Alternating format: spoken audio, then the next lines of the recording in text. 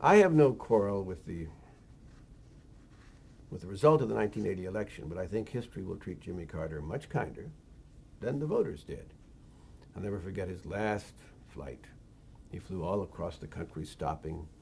He got to Seattle, Washington. He held his last rally of the 1980 campaign in a hangar. He got on the plane. Meanwhile, Jody Powell had gotten the word from the pollster Pat Goodell. It was over. He was going to lose, and he was going to lose big. You say, well, didn't he know that before then? Well, on the Friday before the election, the polls were dead even. Jimmy Carter's polls, the public polls, and Ronald Reagan's polls were dead even.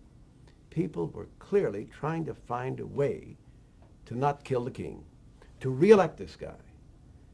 When my friend George Will says there was this great conservative tide sweeping Ronald Reagan to the country, well, where was it, George? It was like a tsunami, right? It didn't come up till the last minute. In any event, he got on the plane. He said he demanded from Powell, bring the reporters back. And I was in the press pool. And Powell said, as he tells it later, Mr. President, there's something I need to discuss. No, I want to see the reporters. So we all went back, and I'll never forget, Jimmy Carter was sitting there on the plane, flying back to Georgia, past midnight. He said, I feel good. He said, I'm going to win this.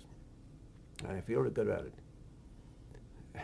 Powell got us out of there as quickly as he could, and then he had to tell him, Mr. President, you're going to lose by at least 10 points. And he carried through the next day, of course. And that night, as we know, famously, he couldn't wait to concede. He didn't want people to think that he was not man enough to concede. So he went to the hotel here in Washington before the polls were closed in California, and he conceded the election. And it may have cost some Democrats their seats out there. I don't know, but that was the... And the next morning, he held a news conference in the Oval Office after we all knew they'd lost. And he said, I'm going to make it the best transition in history. I'm going to be, this, that, and the other. That's typical Carter. And he said something else I'll never forget.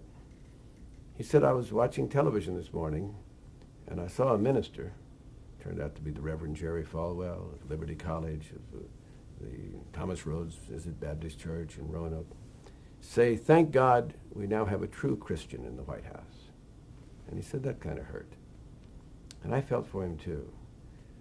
No one can look into anyone else's heart, but from all the time I was with Jimmy Carter, who was a deacon in the First Baptist Church in Plains, he came as close to a guy who exhibited the tenets of Christianity as anyone I know. And for someone to say that now Ronald Reagan, and I have no quarrel with Ronald Reagan's faith either, but to say now we have a true Christian, that was a political statement on Reverend Falwell's part. That wasn't a judgment objectively reached. And I felt sorry for Jimmy Carter when people said something like that.